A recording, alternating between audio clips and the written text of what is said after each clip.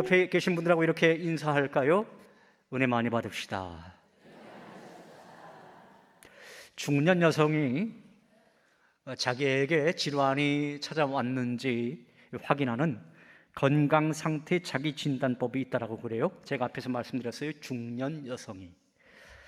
제가 이제 7가지 진단법을 여러분에게 말씀을 드리겠는데, 자, 손가락을 한번 이렇게 딱 올리시고 내가 어느 질환에 걸려 있는지, 몇 개나 걸려 있는지 한번 꼽아 보세요. 제가 찬양대 분들은 볼 겁니다. 자, 첫 번째, 갑자기 남편이 멋있어 보인다. 백내장. 두 번째, 남편을 보면 가슴이 벌렁벌렁거린다. 부정맥. 세 번째, 걷다가 남편 쪽으로 자꾸 몸이 기운다. 관절염. 네 번째, 남편이 똑똑하게 느껴진다. 인지장애. 다섯 번째, 남편과 달달한 커피가 마시고 싶다. 당뇨. 여섯 번째, 연애 시절처럼 남편 등에 한번 업혀보고 싶다. 골다공증. 일곱 번째, 남편이 어느 날 작아 보인다. 고도비만. 손가락 올리셨다가 다 들리셨어요 지금? 왜 그렇습니까? 나에게 다 해당되는 거 아닌가? 이렇게 생각되어지는 분도 있죠. 제가 이렇게 이 설교 초반에 이 말씀을 드린 것은 중년이 되면 오는 질병을 아주 절묘하게 매칭해서 만들어낸 그런 유머의 예화이지요. 그런데 우리가 신앙생활을 하는 데 있어서도요, 중년성 질병이 찾아온다는 거예요. 우리가 처음 신앙을 가졌을 때는, 첫 신앙일 때는 뜨거웠잖아요. 그런데 신앙을 가진 연수가 깊어지면 깊어질수록 느슨해질 때가 있더라. 여러 가지 영적 질병에 걸릴 때가 있더라. 그래서 제가 7가지 또 영적 질병 증세를 말씀을 드릴게요. 첫 번째, 영안이 어두워져 영적 분별력이 어렵게 되더라. 영적 백내장에 걸린 분들입니다. 두 번째, 영적인 열정의 심장이 불규칙하게 뛰더라. 영적 부정맥 증상입니다. 세 번째, 기도의 무릎이 약해져서 신앙의 역동성이 떨어지더라. 영적 관절염 증상입니다. 네 번째, 성경 지식과 말씀의 해석과 적용에 장애가 생기더라. 영적 인지장애 증세입니다. 다섯 번째, 세상 사람들이 추구하는 어떤 달달한 욕망들이 더 자꾸만 생겨나더라. 영적 당뇨 증세입니다. 여섯 번째, 신앙의 뼈대가 숭숭 구멍이 나서 실족하거나 한번 넘어지면 회생이 어렵더라. 영적 골다공증 증세입니다. 일곱 번째, 봉사나 열심을 내지 않아 점점 비만해져서 움직임이 약해지더라. 영적 고도 비만 증세입니다. 여러분들이 만약 제가 지금 언급드렸던 이 7가지 증세, 이건 중년 여성과 상관이 없잖아요. 이런 영적 증세에 여러분들이 혹시 걸려 있다고 한다면 치유받아야 되겠죠. 그런데 여러분들이 치유받을 수 있는 곳이 어디겠습니까? 어느 병원이겠습니까? 그것은 바로 이 교회입니다. 교회에서 드리는 예배를 통해서 여러분들은 치유함 받을 수가 있습니다. 사랑하는 여러분, 저는 오늘 이 시간 여러분들이 드리는 이 예배를 통하여 여러분의 모든 영적 질환이 치유되는 그런 은혜가 있기를 주님의 이름으로 축복합니다. 하나님께서는요, 에스겔 선지자에게 환상을 보여주셨어요. 그래서 에스겔 선지자의 별명을 말한다라고 한다면, 예레미야는 어떤 선지자? 눈물의 선지자. 그렇게 말하고 있잖아요. 이 에스겔 선지자는 환상을 보는 선지자, 이렇게 말씀하곤 하죠. 근데 여러분, 하나님께서 환상을 보여줄 때는 특징이 있는데요. 그것은 뭐냐면, 일반적인 상황일 때에는 하나님께서 환상을 거의 보여주지 않아요. 그러나 상황이 굉장히 절망적일 때, 어려울 때, 이때는 하나님께서 사람들에게 때에 따라서 환상을 보여주곤 하는데요. 기적도 마찬가지인 것 같아요. 평안할 때보다 어려운 그 시기에 하나님께서 기적을 베풀어 주십니다. 우리가 너무 힘들고 너무나 어려울 때, 막막할 때, 그때 하나님께서 하늘문을 여시사 이제 환상을 보여주는 거죠. 또 우리에게 기적이라고 하는 것을 베풀어 주시는 거죠. 그러면 뭐가 생깁니까? 소망이 생기잖아요. 그럼 절망을 뛰어넘어서 이제 승리의 길로 접어들어가는 거잖아요. 그런데 여러분, 이 환상과 기적 좋아하지 마세요. 왜냐? 환상과 기적이 나타난다라고 하는 것은 그만큼 그 사람이 어렵다라고 하는 거예요. 그 상황이 어렵더라. 에스겔 시대가 그랬거든요. 자, 보세요. 지금 에스겔이 살고 있던 그 당시 시대는요, 이스라엘이 바벨론 포로 생활이었어요. 이스라엘 땅 황폐한 채로 다 방치되어져 있었습니다. 에스겔이 볼 때 자기 조국 이스라엘은 모든 면에서 죽어 있는, 그러니까 황무지 땅 그대로였습니다. 그때 하나님께서 이제 에스겔 선지자에게 환상을 보여주는데, 에스겔에서 이제 전체 쭉 말씀을 보면 전반부의 말씀과 후반부의 말씀이 있거든요. 이 전반부에 있는 말씀은 뭐냐? 왜 이스라엘 너희 나라가 그렇게 고통을 당하는 나라가 된 줄 아느냐? 이 부분에 대해서 환상을 보여줘요. 너희가 불순종했기 때문에 이스라엘이라고 하는 나라는 망하게 되었다, 망할 수밖에 없었다라고 하는 것을 환상을 통해 보여줍니다. 그런데 에스겔서 후반부로 접어들어가서는 이스라엘의 회복에 대해서 말씀을 해줘요. 그게 세 가지로 이제 말씀을 해주는데, 에스겔서 37장에 있는 말씀 보면 여러분들이 너무나 잘 알고 있는 에스겔 골짜기. 여러분, 에스겔 골짜기에 뭐가 있었죠? 마른 뼈가 있었잖아요. 그 마른 뼈가 어떻게 됩니까? 살아나는, 회복되는, 즉 이스라엘은 회복된다라고 하는 그 모습을 보여줘요. 그리고 40장에 가서는요, 어떤 환상을 보여주느냐면 새 예루살렘과 새 성전이 재건되어지는, 그러니까 이스라엘 너희 나라에 있었던, 예루살렘 성에 있었던 그 성전이 결국에는 다시 재건되어진다, 회복되어진다, 너희 나라 되찾게 될 것이다 라고 하는 것을 말씀해 줍니다.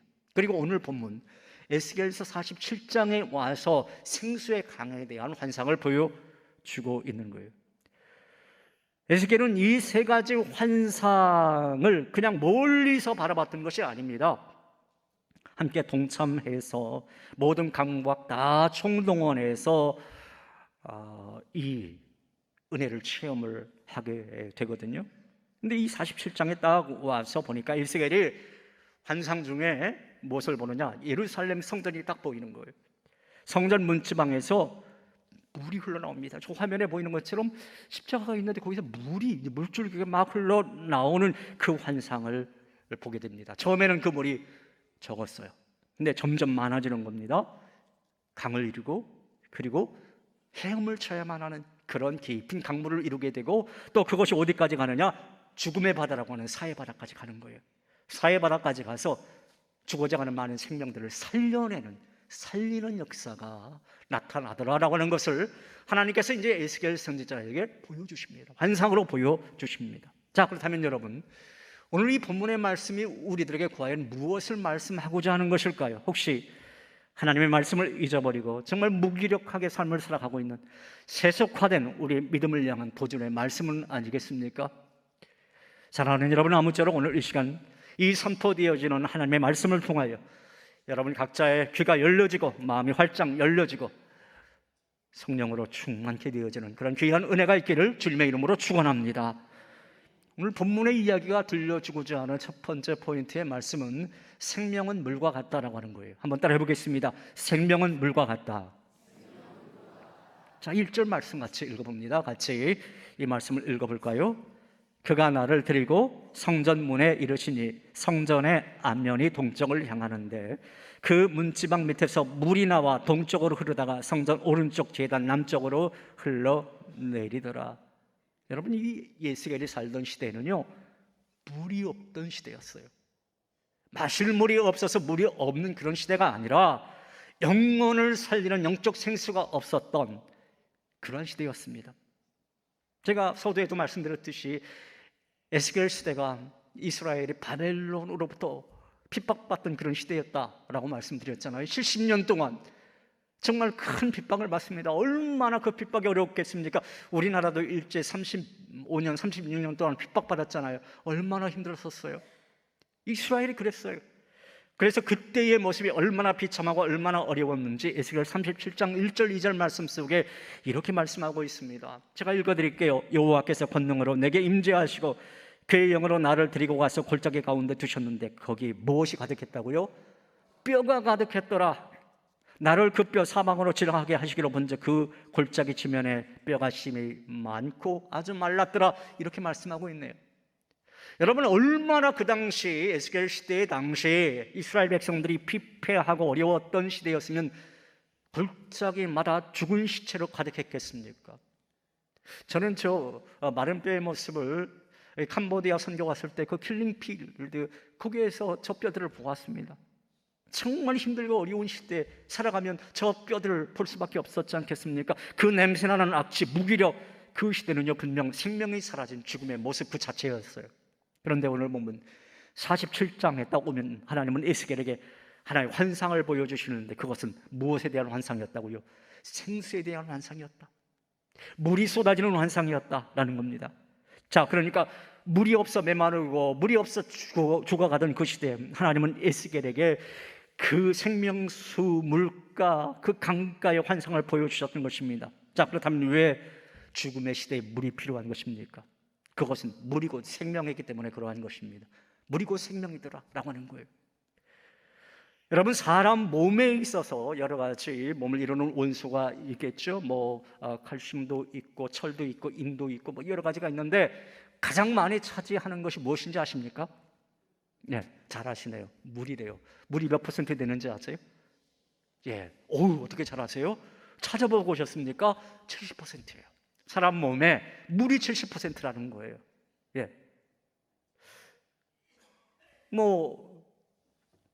많잖아요, 그죠? 여러분, 이광수 장로님 몸에 70%가 물이래요. 그러니까 배 많이 나오셨다고 걱정하지 마세요. 물인 거예요, 그게 물. 자, 그런데요, 제가 병원에 자주 가잖아요. 한 달에 2번씩 체열하는데 어느 날 의사가 저보고 딱 그런 말을 하는 거예요. 환자분, 목사님, 물을 좀 많이 마셔야 되겠어요. 그런 말을 하는 거예요. 왜냐하면 탈수 증세가 왔고 신장도 좀 안 좋고 여러 가지 말씀을 하시는 거예요. 그래서 제가 이제 인터넷에 검색해 봤어요. 물이 얼마나 몸에 중요할까? 그런데요, 여러분, 사람 몸에서 1%, 2% 정도의 물만 빠져나가도 사람은 깊은 갈증을 느낀대요. 그리고 사람 몸에서 5%가 물이 빠져나가면 혼수 상태에 들어가게 된다는 거예요. 그리고 사망에 이를 때는 사람 몸에서 12%의 물이 빠져나가면 사람이 결국 죽는다는 것입니다. 그러면서 의사가 저보고 하루에 물 2리터 드세요 그러더라고요. 2리터. 생수 그만큼 먹으라는 거예요. 물이 생명이더라. 이렇게 물이 있어야 우리 생명은 살게 되어 있습니다. 그런데 오늘 본문에서는 이 물에 대한 이야기를 하면서 결국 핵심은 뭐냐? 물의 근원이 과연 어디인가에 대한 말씀이죠. 여러분, 어디에서 물이 흘러나왔다 그렇게 성경을 말씀하고 있습니까? 성전에서 물이 흘러나오더라 라고 하는 거예요. 성전에서. 이것은 무엇을 상징하느냐? 하나님의 임재를 상징하는 거예요. 성전에서 물이 흘러나왔다라고 하는 것은 하나님으로부터 생명의 역사, 성령의 역사가 시작되는 것이다 라고 하는 것을 말씀해 주고 있는 것이고, 그리고 성전 문지방에서 물이 나왔다라고 하는 것은 하나님 안에서 생명과 또 능력이 흘러나오는 것을 의미하는 것입니다. 여러분, 사람들이 교회를 생각할 때에 사람들의 관심사는 어디에 있겠습니까? 여러분들 사람들에게 수색교회 얘기할 때 여러분 무엇을 말씀하시나요? 첫 번째는 주소 말씀하겠죠. 은평구 수색로 11 그 길에 수색교회가 있다. 그리고 우리 교회는 지하 3층에 지상 5층 이 건물 이야기도 할 것이고, 또 의인 목사인 제 이야기도 할 것이고, 교인 수는 어느 정도 될 것이다, 교회 조직은 어떻다 이야기하겠죠. 그런데요, 이러한 것들을 세상과 비교해 볼 때 세상보다 뛰어날까요? 뛰어나지 않을까요? 절대로 세상보다 뛰어나지 않습니다. 여러분, 삼성전자나 현대자동차가 우리 교회보다 더 뛰어나죠. 조직면이라든지 건물이라든지 시스템 훨씬 더 뛰어납니다. 이거 가지고는요 교회 기능에 대해서 제대로 말을 할 수 있는 것이 아닙니다. 하나님의 백성들이 말해야 하는 신앙의 핵심은 뭐냐? 성전에서 흘러나오는 물이 있어야 된다는 거예요. 생명의 원천, 능력의 원천이 중요한 것입니다. 그것이 뭐냐? 하나님의 말씀, 복음인 거예요. 복음인 겁니다. 십자가의 복음, 갈보리 언덕에서부터 흘러나오는 생명의 복음의 말씀이 선포되어지고 그 말씀을 듣는 것, 그것이 중요한 거죠. 교회에 많은 사람이 있고 시스템이 있고 여러분, 그런 것보다 중요한 것은 뭐냐? 교회 안에 생명을 살리는 역사가 있어야 된다라고 하는 거예요. 3333 선교비전 만들어낸 이유가 무엇입니까? 생명을 살리자라고 하는 것 아니겠습니까? 교회를 통해서 교회의 기능을 다하자라고 하는 것 아니겠어요? 우리 혼자 잘 먹고 잘 살고 좋은 교회에서 에어컨 나오고 뭐 냉난방 잘 되어 있는 이 교회에서 편안히 예배드리자, 이건요 교회의 기능이 아닌 겁니다.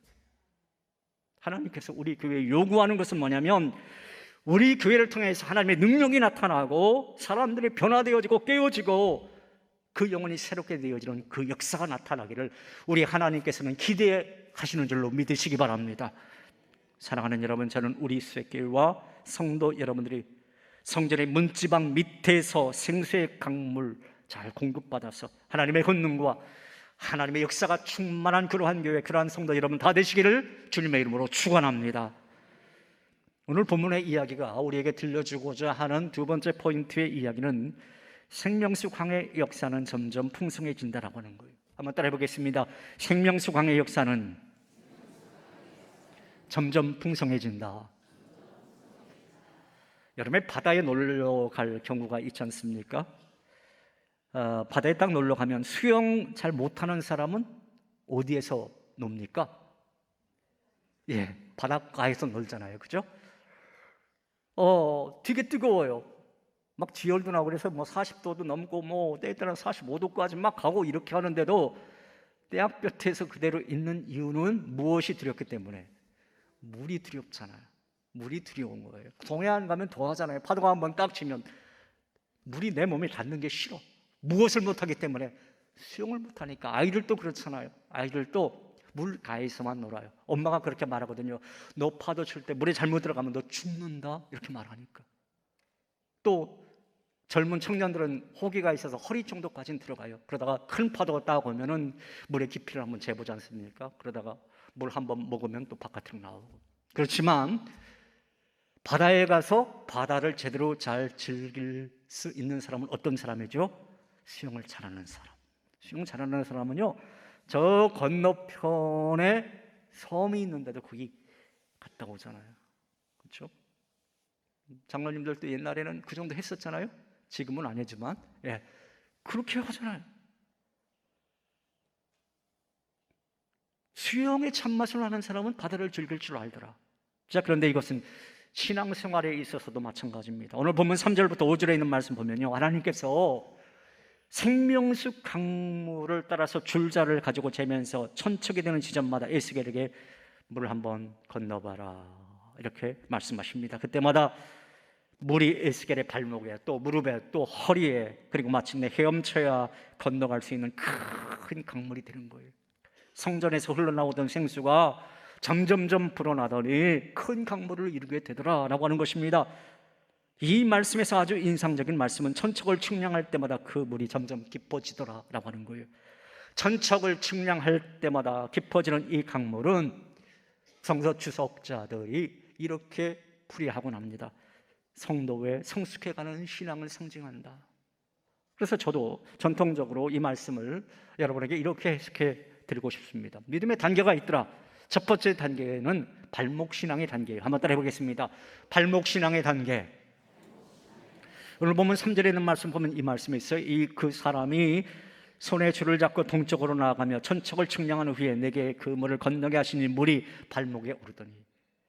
영적으로 볼 때 발목에 물을 잠그고 있는 사람, 이 사람은 무엇을 의미하느냐? 어떤 사람을 의미하느냐? 교회에 출입하는 사람, 예배 드리는 사람을 의미합니다. 그래도 정말 감사하네요. 주일날에 딱 되었다고 성경책 이렇게 들고 교회에 오는 사람, 발목신앙인입니다. 그래도 정말 중요하잖아요. 다른 데 가지 않고 교회에 오니까. 그런데 출석교인 정도 되는 것으로는 온전한 신앙인은 아니다라는 거예요. 발목신앙인의 단계다. 자, 반면에 두 번째 신앙의 단계가 있어요. 어떤 단계냐? 무릎신앙의 단계입니다. 따라해 보겠습니다. 무릎신앙의 단계.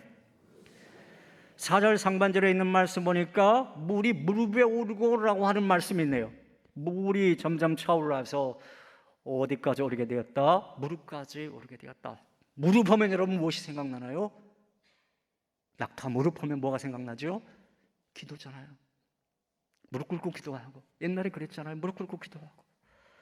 기도할 줄 아는 사람이 무릎신앙의 단계입니다. 그 전에는 나 자신을 의지했어요. 아니, 주변에 힘 있는 사람을 의지했어요. 그러다가 어느 날부터 하나님 앞에 나와요.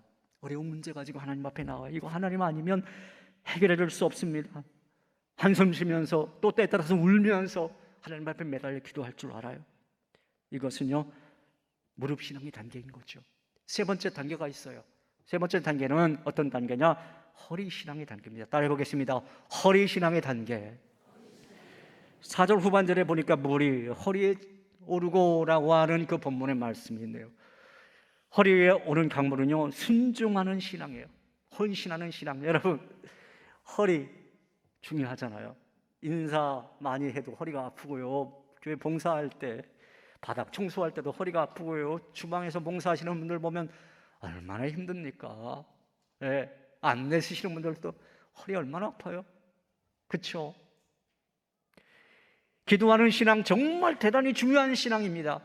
그런데요, 헌신하는 신앙, 어떻게 보면 그 신앙도 정말 귀한 신앙이에요. 더 깊은 곳으로 들어가는 신앙입니다. 그렇다면 어떻게 사는 것이 헌신의 삶일까? 헌신이란 이겁니다. 하나님의 선하시고 기뻐하시고 온전하신 뜻이 무엇인지 분별하면서 사는 신앙인이 헌신의 신앙인이에요. 하나님, 제가 교회를 위해서 무엇하는 게 좋겠습니까? 여러분, 연말 다가오잖아요. 내가 내년에 어떻게 봉사하지? 내가 어떻게 헌신하지? 이거 생각하는 사람이에요. 또 가정 안에서도 내가 어떻게 이 가정에서 어머니로서, 아버지로서, 할머니로서, 할아버지로서 어떻게 헌신하면 좋지? 내 남겨진 삶 어떻게 살아가는 것이 하나님이 원하는 삶일까? 고민하는 거예요. 직장에서도 마찬가지고요. 이렇게 하나님 앞에 물으며 살아가는 것, 그것을 이루기 위해서 애를 쓰는 것이 헌신의 삶인 것입니다. 마지막 네 번째 단계가 있네요. 따라해 보겠습니다. 헤엄칠 만한 강물의 단계. 본문 5절에 있는 말씀을 한번 우리 목소리로 같이 읽어볼까요? 다시 천척을 측량하니 물이 내가 건너지 못할 강이 된지라. 그 물이 가득하여 헤엄칠 만한 물이요 사람의 능히 건너지 못할 강이더라. 헤엄칠 만한 강물은요, 온전히 하나님 앞에 맡기면서 감사할 줄 아는 은혜의 삶을 말하는 것입니다. 여러분, 수영을 잘하는 사람은 물에 몸을 맡길 줄 아는 사람이에요. 저도 어렸을 때는 수영 잘 할 줄 몰랐었거든요. 바닷가에서 놀 때도 수영을 어떻게 해서 했느냐면 이거 있잖아요. 이거 무슨 헤엄이죠? 이걸 개헤엄 정도 했었는데 어느 날 사촌 형이 그러더라고요. 너 그렇게 수영하지 말고 한번 누워볼래? 예, 형이 부축해서 이렇게 있는데 물에 뜨더라고요. 제가 바닷물에 뜨더라고요. 바다에 몸을 맡기니까 제 몸이 뜨더라고요. 이렇게 하나님을 내게로 끌어오는 믿음에서 이제 내가 하나님께 맡기는 거예요. 하나님께로 가는 믿음인 겁니다. 그리고 이런 사람은 이러한 기도를 할 줄 압니다. 하나님, 이제 나의 모든 것을 아버지께 맡깁니다. 제 상황이 더 좋아지지 않는다 해도 하나님께서 선하시다라고 하는 것을 저는 믿습니다. 하나님께서 저보다 더 많은 것을 보여주시고 선한 계획과 영원한 계획을 가지고 계신 것을 저는 믿습니다. 주여, 주님의 마음을 지켜주옵소서. 주님 마음 지켜주옵소서. 이렇게 기도할 줄 아는 신앙, 맡기는 신앙, 감사할 줄 아는 신앙, 이것이 헤엄칠 만한 강물의 신앙인 것이죠. 사랑하는 여러분, 저는 오늘 이 자리에 모신 여러분들은 더 깊은 신앙의 비전을 가지시고 더 깊은 곳으로 나아가는 그런 은혜의 사람들 다 되어주시기를 주님의 이름으로 축원합니다. 오늘 본문의 이야기가 우리에게 들려주고자 하는 마지막 포인트의 말씀은 생명수 강은 흐르더라라고 하는 거예요. 한번 따라해 보겠습니다. 생명수의 강은 흐르더라. 여러분, 아무리 우리 안에 하나님의 생명이 있고 우리가 그 깊은 곳으로 들어가서 헤엄친다 할지라도 여기에서 머물면 그건 생명과 상관이 없습니다. 생수의 강은 어떻게 해야 되느냐? 흘러가야 한다는 거예요. 오늘 성경 본문에 그 에스겔이 강물에 들어갈 때 그런 놀라운 광경을 보았어요. 물이 흐르기 시작하더라. 그래서 8절에 있는 말씀 보면 이 물이 아라바로 내려가서 바다에 이르더라. 이 흘러내리는 물로 그 바다의 물이 되살아나더라. 이렇게 말씀하고 있습니다. 처음에 성전에서 뚝뚝 떨어지는 물, 아주 적은 양의 물이었는데 그것이 큰 강을 이루고 바다까지 가더라. 놀라운 생명의 역사가 일어나더라. 그러면서 9절에 어떤 말씀을 하고 있느냐? 자, 9절 말씀 같이 이 말씀 읽어볼까요? 같이 읽습니다.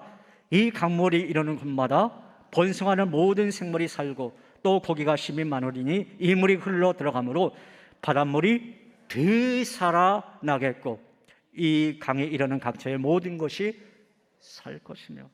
여러분, 왜 이런 일이 일어나는 것입니까? 이게 무엇을 의미하는 걸까요?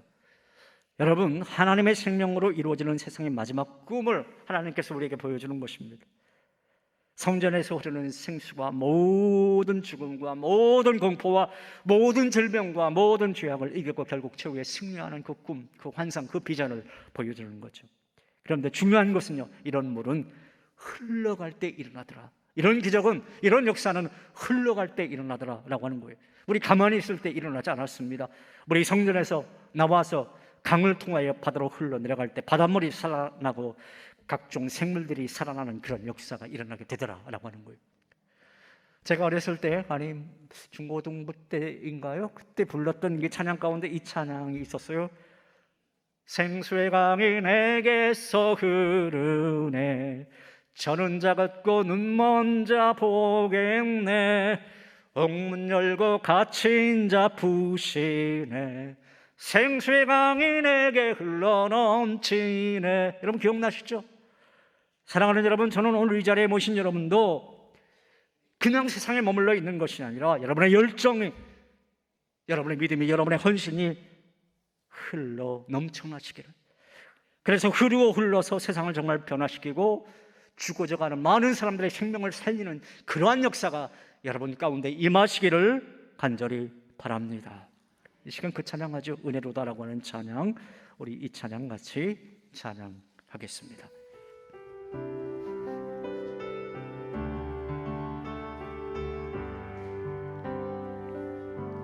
시작됐네,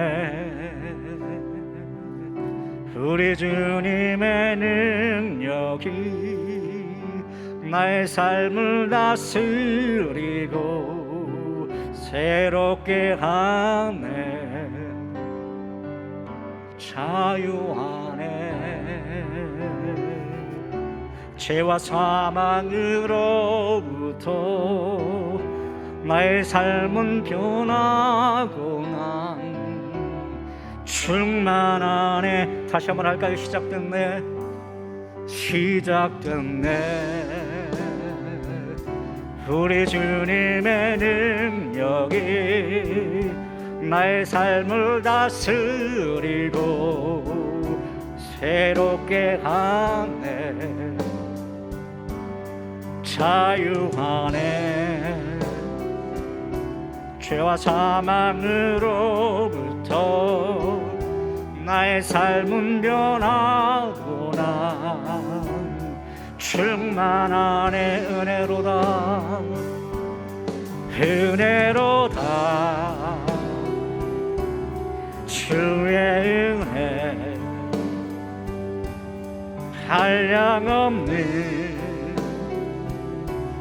주의 은혜, 은혜로다, 주의 은혜 변함없는 신실하신 주의 은혜. 다시 찬양하죠. 시작됐네, 시작됐네, 우리 주님의 능력이 나의 삶을 다스리고 새롭게 하네, 자유하네, 죄와 사망으로부터 나의 삶은 변하고 난 충만. 우리 양손 높이 들고 은혜로다, 은혜로다, 아멘. 주의 은혜 한량없는, 한량없는 주의 은혜, 은혜로다, 은혜로다, 주의 은혜 변함없는 신실하신 주의. 다시 한번 고백합니다. 은혜로다, 은혜로다. 주의 은혜 한량없는 주의 은혜로다. 은혜로다. 주의 은혜 변함없는